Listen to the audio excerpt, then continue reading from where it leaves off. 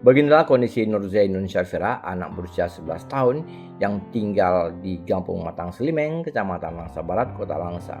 Syafira diketahui mengidap penyakit hidrosefalus sejak usia 9 bulan dan mengalami kelumpuhan hingga saat ini. Sementara itu sang kakak Afni Novita menjelaskan kondisi ini bermula saat Syafira mengalami kejang demam atau step usai mendapat suntikan saat bayi. Kini adiknya tidak bisa hidup normal seperti anak-anak lain seumurannya. Afni mengaku selama ini sang adik sudah beberapa kali mendapat tindakan medis.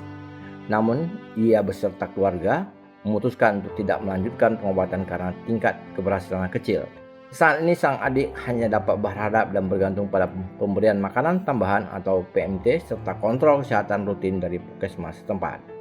Afni berharap adanya bantuan dari pemerintah setempat untuk menjalani kehidupan sehari-hari. Terlebih saat ini dirinya hanya menggantungkan sumber penghasilan dari profesi sebagai guru bakti di sebuah PAUD. Dirinya tinggal bersama dua adiknya dan sudah tidak memiliki kedua orang tua. Awalnya kondisi Devira ini dia sehat. Waktu disuntik 9 bulan, badannya hangat. Terus di situ setelah disuntik dia panas badannya.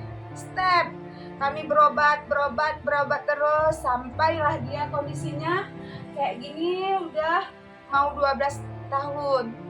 Selama dia sakit, ada sebelum COVID kami bawa ke rumah sakit.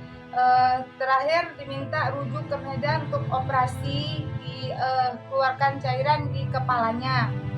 Cuman kondisi kami tanya kemungkinan sembuhnya itu berapa persen, sedikit persennya. Makanya kami tidak melanjutkan untuk mau mengoperasinya.